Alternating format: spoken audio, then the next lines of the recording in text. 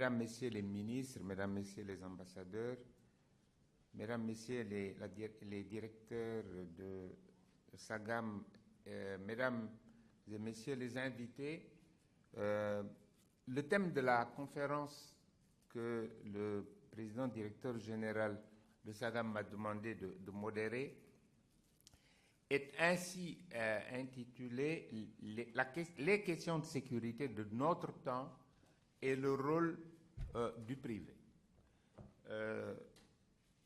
C'est le général Lamine Cissé, ancien ministre de l'Intérieur, qui doit présenter le thème, et les discutants sont le professeur Abdoulaye Sakho et M. Souleymane Soumaré. C'est eux qui doivent en être les discutants. C'est toujours très difficile de modérer un débat de ce type parce qu'il faut annoncer le sujet sans le déflorer et permettre aux conférenciers, aux discutants d'apporter la substance. Mais je vais essayer donc d'introduire le thème comme cela m'a été demandé et aussi de présenter les trois conférenciers. Pour introduire le thème, je voudrais axer mon adresse sur deux angles. Le secteur de la sécurité et l'entreprise de sécurité qui nous réussit ici, c'est SAGAM. D'abord, le secteur de la sécurité, pour dire que qui parle de sécurité, pour donner les notions associées, parle de sécurité, mais aussi de défense, mais aussi de protection civile. Et dans les différents secteurs civils, économiques, commercial, judiciaire, mais c'est aussi parler d'ordre public, de tranquillité publique, de paix. C'est cela le secteur, les notions clés qui gouvernent le secteur de la sécurité. Quelles sont les problématiques adressées, les finalités à assurer? Les problématiques à adresser, c'est la sécurité des personnes et des biens, c'est la sécurité intérieure et extérieure de l'État, c'est-à-dire la sécurité des institutions, mais aussi, mais surtout, la sécurité humaine et la sécurité des citoyens. C'est aussi la gestion dynamique des risques que vous retrouvez dans le logo de la société, mais qu'il s'agisse de risques patents, notamment les sites classés par exemple, comme de sites de risques latents qu'il faut tous les jours découvrir et adresser par une action de prévention. Quels sont les enjeux? Les enjeux, il faut les comprendre et il faut en prendre l'exacte mesure dans tout débat. Dans les discussions et dans la présentation, nous aurons à nous assurer que ces aspects sont bien pris en compte. C'est d'abord quoi? Premièrement, la dépense de sécurité, c'est d'abord une assurance risque. Dans tout pays, dans toute organisation, dans tout ménage, dans tout domicile où on exerce une dépense, n'effectue une dépense de sécurité, on essaie de payer une prime d'assurance. La question, c'est quel prix est-on prêt à payer? Qu'il s'agisse d'une entreprise, qu'il s'agisse d'un État. Quel est le prix à payer? Deuxième question. La sécurité, c'est d'abord une question de bouclier et à l'envers, c'est une question de pompier. Il s'agit d'anticiper, mais il s'agit aussi d'organiser les parades pour pouvoir répondre aux risques qui ont été encourus et qui ont joué. Quelles parades placer, quelles esquives, quelles solutions pour répondre aux besoins des pays. Aussi bien dans les espaces publics et les domiciles, mais aussi dans les nouvelles menaces qui arrivent dans nos pays, les armes légères avec leur profusion, la question des narcotrafiquants, la question du terrorisme, la question bien sûr du blanchiment et sans compter maintenant les questions classiques de vol à la tire, etc. Mais ces questions doivent être adressées dans toute politique de sécurité à partager entre les différents acteurs. Quatrièmement, après les défis, quels sont les enjeux? Les enjeux, c'est ce que nous devons comprendre et c'est ce que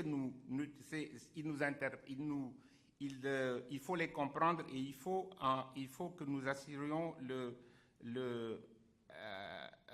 il faut qu'ils nous interpellent, pardon, et nous devons essayer de les comprendre et d'en prendre l'exacte mesure.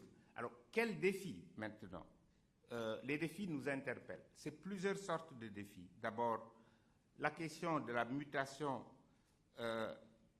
du monopole régalien de sécurité de l'État à une évolution qui fait une place au secteur privé de plus en plus. Quelle place pour le secteur privé et quelles exigences en contrepartie de la part de l'État pour que le secteur privé puisse rentrer dans un secteur régalien comme la sécurité. Deuxième question, c'est la question des gaps de sécurité dans nos pays. Faiblesse des effectifs, difficulté de maillage du territoire national. Pour y faire face, pour le nombre d'agents qu'il faut et avec les équipements qu'il faut, quelle est la place que nous donnons au secteur privé de sécurité, aussi bien dans le maillage du territoire national que dans la prise en charge des maillons faibles persistants de notre système de sécurité. Je parlais de la police financière, je parlais de la police scientifique et technologique, je parlais enfin du respect des standards des droits de l'homme en matière de sécurité, qui sont autant de gaps. Pour terminer avec ce secteur, les questionnements sur l'avenir et sur le devenir. Deux principes vont baliser cette réflexion introductive. C'est la question de l'État moderne et les questions de sécurité. Et deuxièmement, la question du service public, notion qui a beaucoup évolué depuis que nous avons quitté les bancs de l'université, puisque aujourd'hui, il y a une expansion de la gamme des modalités de prise en charge du service public. L'État moderne, d'abord, il est écartelé entre les collectivités locales à l'intérieur et les organisations sous-régionales à l'extérieur. Il s'agit de voir comment organiser cette mutualisation pour le devenir du secteur. La notion de service public, elle est en grande évolution. Les États ont depuis longtemps fini de développer des structures de droit privé et le privé rentre de plus en plus dans les secteurs d'État. Bien entendu, la sécurité est le dernier secteur dans lequel les États modernes vont faire la place au secteur privé sans accommoder des mesures d'accompagnement. Si vous vous souvenez, le secteur marchand a fait SAMU et le secteur marchand a fait SAMU et les différents secteurs, disons, régaliens, la justice, la diplomatie ouvrent leurs portes et maintenant, il faut que le secteur de la justice prenne son envol. En ce qui concerne la question de l'entreprise privée de sécurité, je voulais simplement partager avec vous certains questionnements. En partant de l'entreprise Sagam, comment résister aux difficultés conjoncturelles et marcher pour une entreprise? Comment grandir et assurer sa croissance? Comment élargir la gamme des activités en passant des activités physiques aux activités technologiques? Comment devenir un champion, une entreprise championne régionale? Comment tirer le secteur vers le haut en essayant de faire en sorte que le secteur se professionnalise? Et enfin, quel est le rôle attendu de l'État dans la régulation du secteur, régulation qui n'est autre chose qu'une affaire de normalisation et une affaire de suivi dans les contrôles. Pour cela, nous avons fait appel donc au général Lamine Cissé et il est né en 1939 à Sokone. Merci, monsieur le Président. Et il a son actif presque un demi-siècle d'activité en tant que militaire, en tant que membre du gouvernement, en tant que diplomate et en tant que consultant. Il a été directeur de la sécurité publique, ce que beaucoup ne savent pas, en 87, déjà en quittant l'école polytechnique, avant d'être le ministre de l'Intérieur plus tard en 98. Entre-temps, il a rejoint les armées comme inspecteur général des forces armées et puis comme chef d'état-major. Et il a, comme vous le savez, été après donc dans des activités de consultant une fois son bâton de diplomate posé il y a 7 ans. Monsieur le Président de la République, Monsieur le ministre, Messieurs les ambassadeurs, Monsieur le Président directeur général de la SAGAM, Madame Diaye, Mesdames, Messieurs, Monsieur le Président de la République, Lamine Loum vient de dire que je suis né à Sokone, c'est vrai. Avant, quand on me demandait, tu es né, je dis, je suis né à Sokone, c'était un petit village au sud de Kaolack. C'est vrai. Mais depuis quelques années, je n'ai pas abandonné Kaolack, mais pour une position géographique bien précise, je dis, je suis né à Sokone, au sud d'une ville là, entre Mbour et Kaolack, qui commence par F.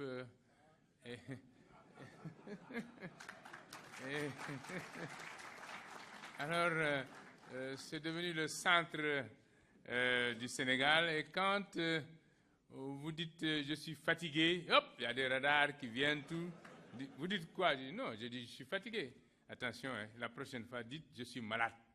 Fatigue là, on ne veut pas, ne parlez pas trop de ça. De sorte que maintenant je dis je suis né à Sokone, au sud de Fatigue, et j'en suis fier. Bien que n'étant pas Sérère ou Toucouleur. Monsieur le Président de la République, pour le maire de Sokone est là d'ailleurs. Je l'ai convoqué parce que c'est mon neveu. Monsieur le Président de la République, un officier général des forces armées à qui on donne la parole pour parler sous la présidence de son Excellence, Monsieur le Président de la République, a plusieurs défis à relever. Il y a bien sûr le défi de la perfection, de la maîtrise de ce qu'on va dire, mais il y a d'autres défis périphériques. Le militaire, comme le civil, qui parle comme conférencier, a un certain nombre de défis qu'on appelle ne pas être à l'aise. Il y a quelque chose qui tombe. Il y a soit, on appelle ça le trac, d'autres, c'est l'émotion, etc. On transpire, la sueur, il y a d'autres effets qu'on ne ressent pas, congrus, etc. Et chacun a sa méthode de dominer la chose. Certains disaient de booster le bonhomme au-dessus de la chose, les économistes. Et d'autres utilisent des pastilles, etc. Les Toucouleurs aiment bien les pastilles. Non, je m'adresse à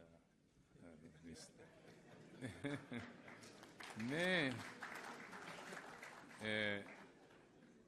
les liens entre le chef suprême des forces armées et un officier général sont d'une étroitesse telle que l'officier général qui fait une conférence devant le chef suprême des armées ne pense qu'à une chose, l'honneur qu'on lui a fait de parler devant cette haute autorité qui est la première institution de la nation. Voilà, mesdames, messieurs, l'honneur que je ressens aujourd'hui en parlant devant vous et sous la présidence du chef de l'État. Monsieur le Président de la République, les questions de sécurité, on l'a dit, occupent une place très importante parmi les défis auxquels le monde actuel fait face. Au début des indépendances des pays africains au cours des années 60, le monde, on s'en souvient, était divisé en 2 blocs permettant à chaque État, même ceux du groupe des non-alignés, de s'abriter derrière un mur sous un parapluie Est-Ouest.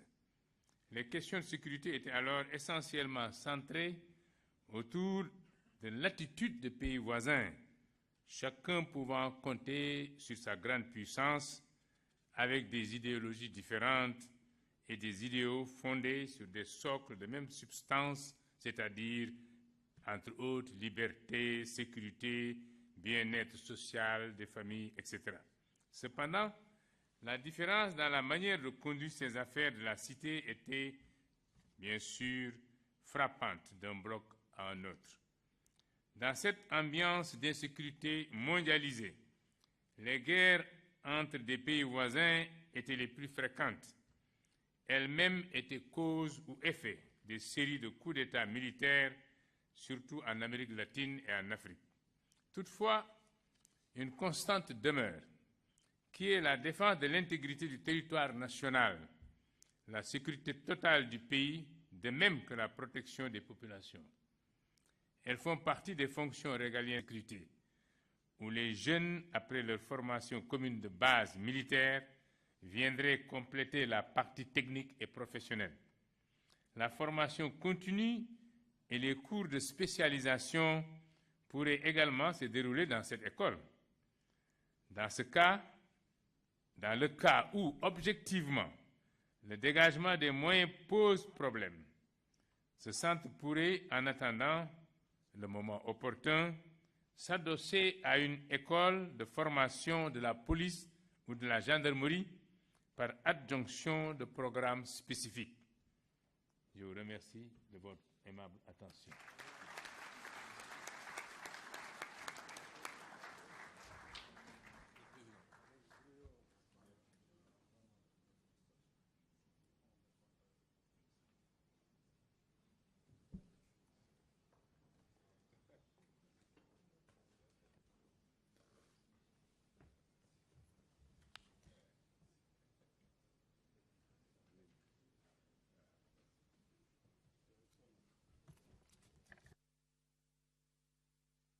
Monsieur le Président de la République,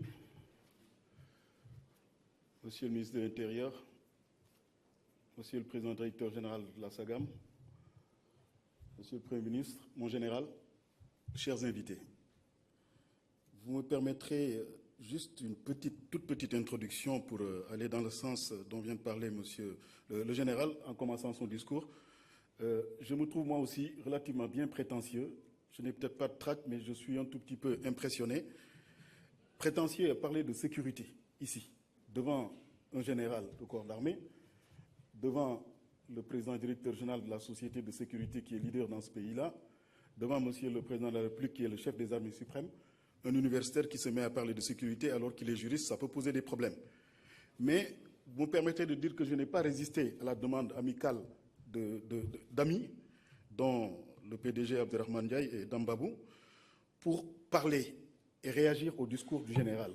Donc, vous doutez que je parlerai peut-être d'un cadre plutôt conceptuel de la sécurité plus que d'autres choses. Je ne suis pas dans le détail de la sécurité, je ne peux pas.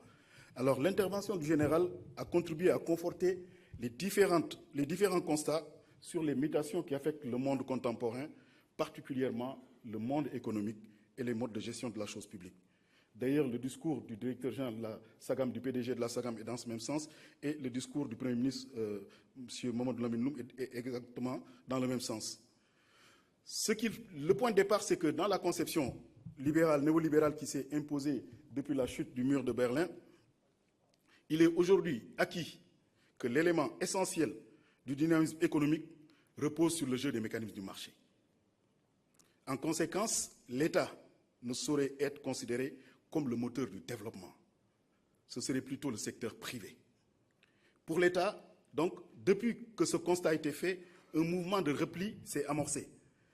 Ce mouvement a été amorcé, mais malgré tout, l'État est toujours indispensable et ce repli ne signifie pas désengagement total. C'est ça le constat.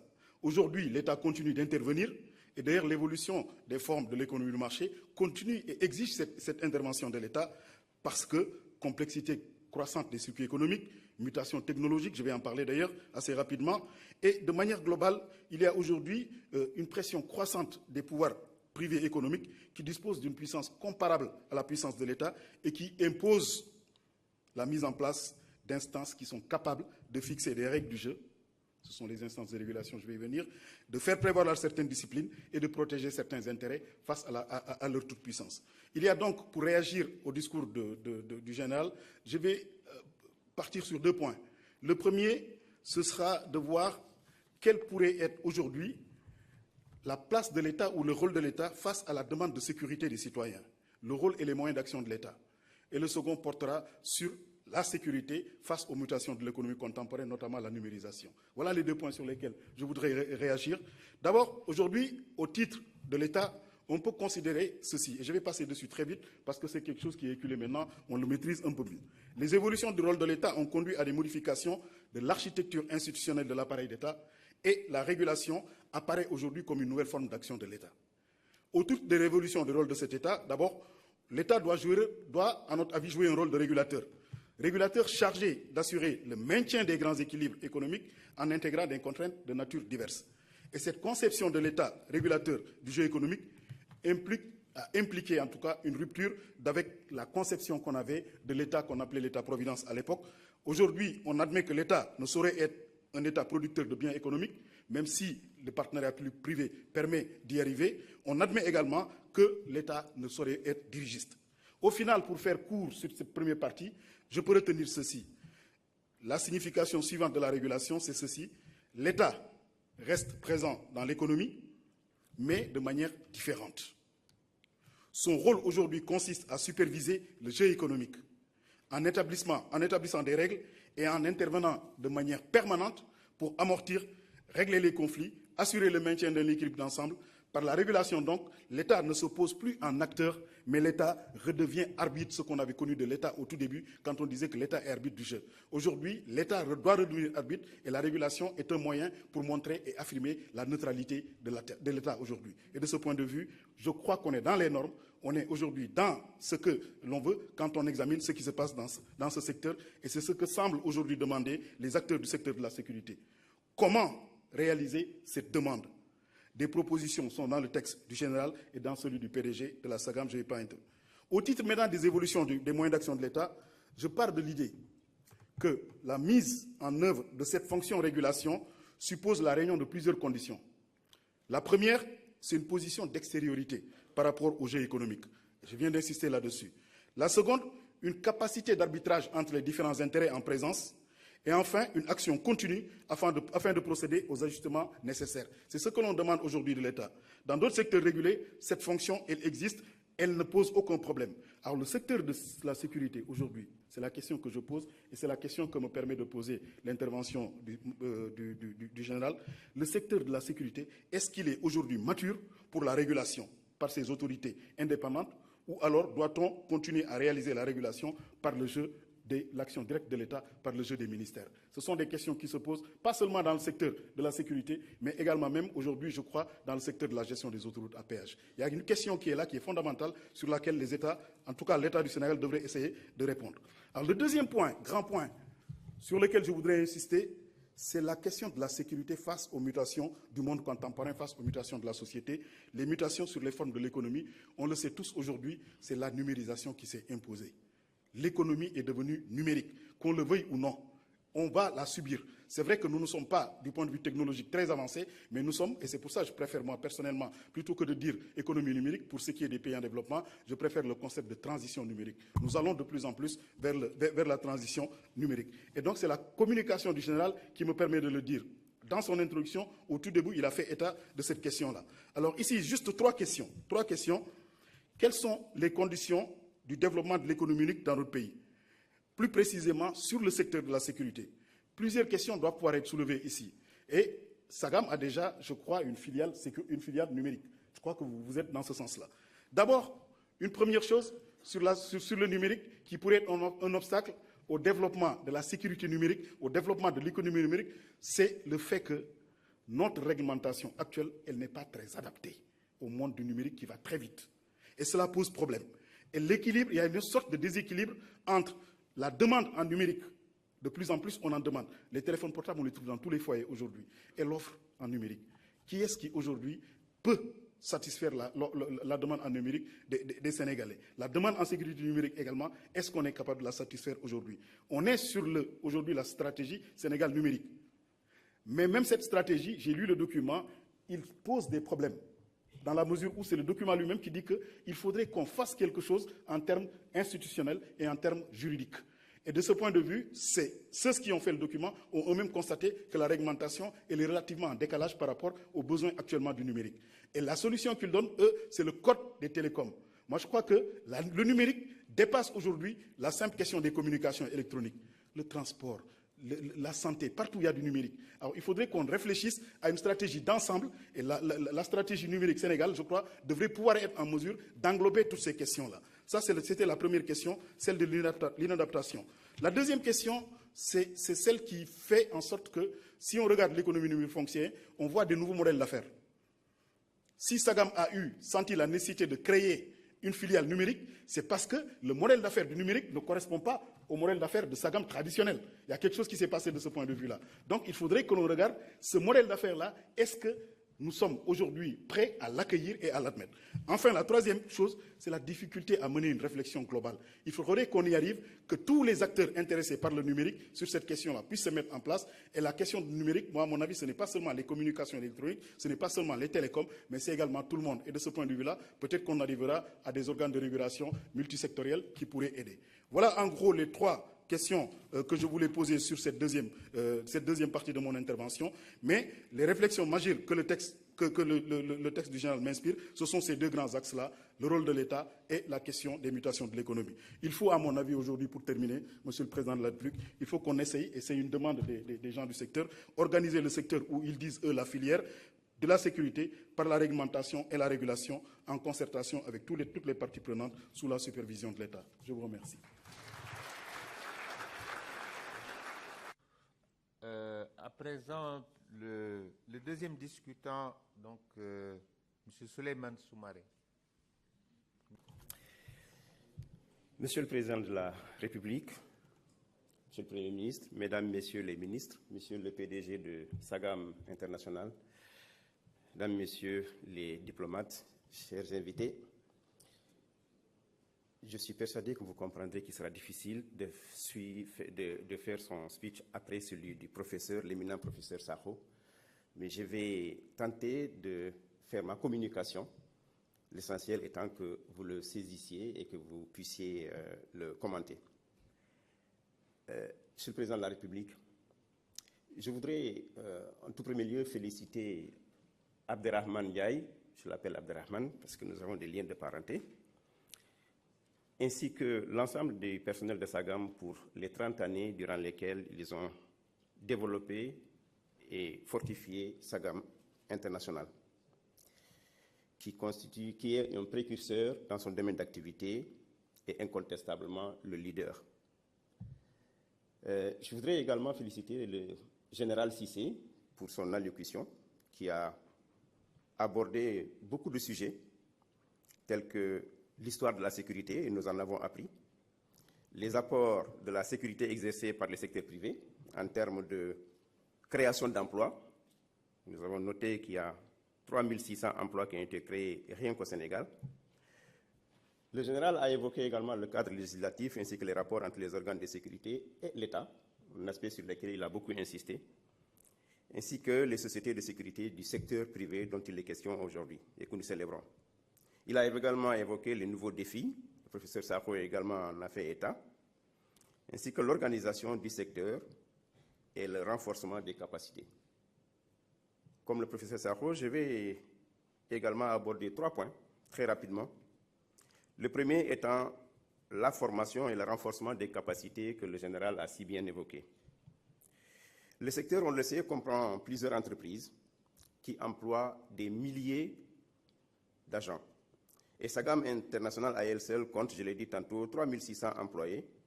C'est dire donc l'importance que revêt le volet ressources humaines au niveau de ce secteur.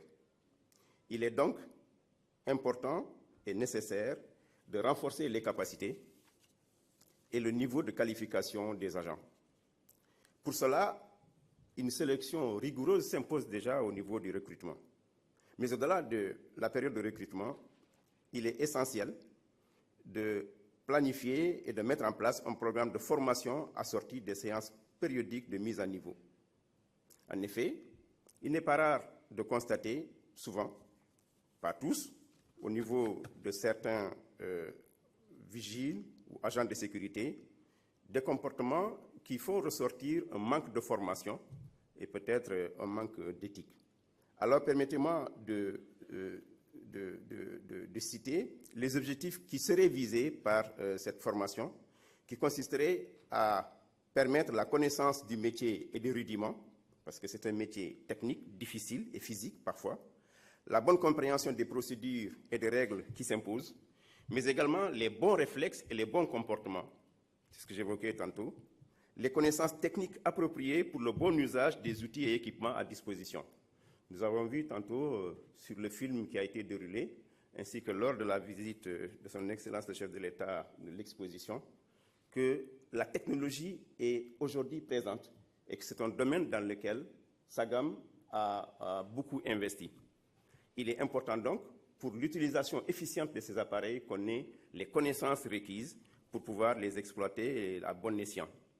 Il y a aussi la compréhension des missions assignées. Cela est important. Un agent de sécurité, c'est quelqu'un qui est appelé à assurer la sécurité des biens, des personnes et des valeurs. Il ne doit pas y avoir de confusion de rôle parce qu'il est arrivé parfois, heureusement pas toujours, des cas où on a fait une confusion entre l'agent qui est transformé qui est considéré comme un coursier, alors que son métier, c'est assurer de la formation.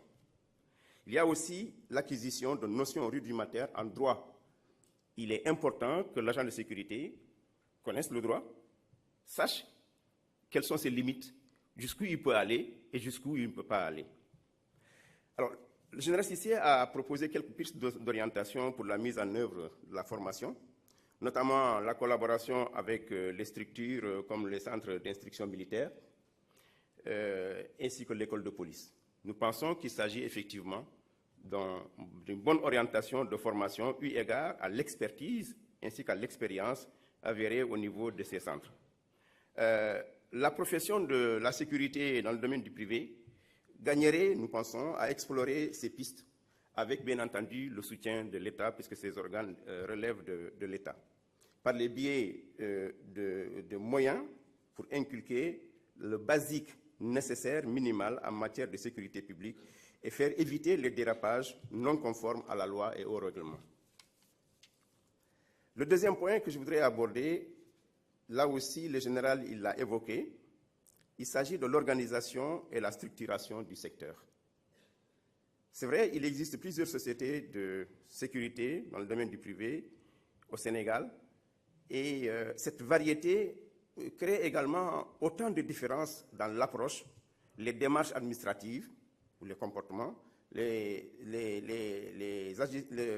le plan social, mais également au plan des politiques salariales, ainsi que des conflits sociaux, de la formation et des usages et des pratiques. Alors, nous avons estimé qu'il était peut-être bon que dans la corporation, il y ait une unité d'action à travers des groupements ou à travers une association qui viendrait fédérer l'ensemble des structures qui évoluent dans ce secteur. L'objectif, il est de quel ordre? Il s'agit pour cette association de se donner les missions, entre autres, de faire la promotion du métier. Il s'agit également de contribuer, et cela a été dit tantôt, de contribuer à faciliter la moralisation des acteurs du secteur, de permettre aussi l'échange d'expériences, de créer et de renforcer les liens de solidarité et de partage, de disposer d'une représentation unique plutôt que d'évoluer en rangs dispersés ou opposés. Cela ne fera que renforcer le secteur. Dans les secteurs, nous estimons qu'il ne s'agit pas d'adversaires, certes des concurrents, mais qui, unis, pourront facilement faire évoluer le métier.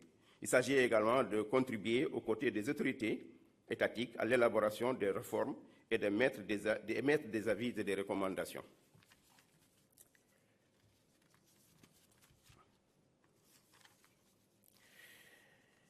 Alors, ce groupement ou cette association, s'il voit le jour, aura le mérite de servir la profession et de la défendre, de représenter le secteur partout où besoin sera, d'être un interlocuteur unique et de faire la police dans ses propres rangs. Le leader du secteur, naturellement je pense à SAGM, a ici un rôle historique à jouer. Le troisième point que je vous souhaite aborder très rapidement concerne la modernisation du secteur. Cet aspect a également été évoqué par le général ainsi que le professeur Sakho. J'aimerais pour ma part indiquer que la sécurité qui est assurée par les sociétés du secteur privé est souvent ramenée à sa dimension de gardiennage. Ce que nous avons vu et entendu depuis ce matin nous font changer d'idée et d'approche et de compréhension. Même si ce segment de gardiennage continue de garder toute son importance, la sécurité aujourd'hui se conjugue au sens large avec un recours de plus en plus important à des technologies nouvelles pour les fonctions de surveillance, de collecte d'informations, de dissuasion, de protection, d'alerte également.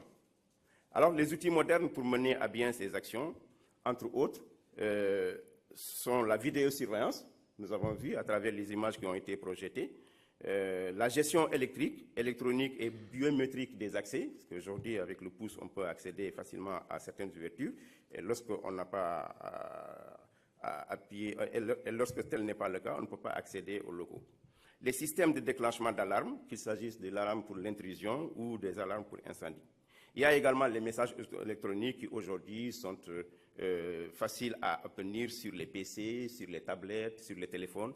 Et on voit même qu'aujourd'hui, il est possible d'obtenir ces alertes-là sur les montres.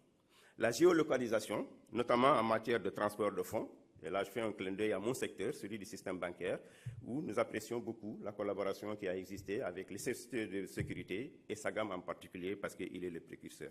Cette modernisation qui a déjà débuté au Sénégal, il est bon de l'encourager par tous les moyens possibles d'incitation, tels que les financements, parce qu'il s'agit parfois de gros investissements et qu'il n'est pas dit que ces structures ont toujours les ressources nécessaires pour les acquérir, mais également par le partenariat annoué avec les acteurs étrangers qui sont parmi nous très certainement. Je voudrais vous remercier de votre aimable attention.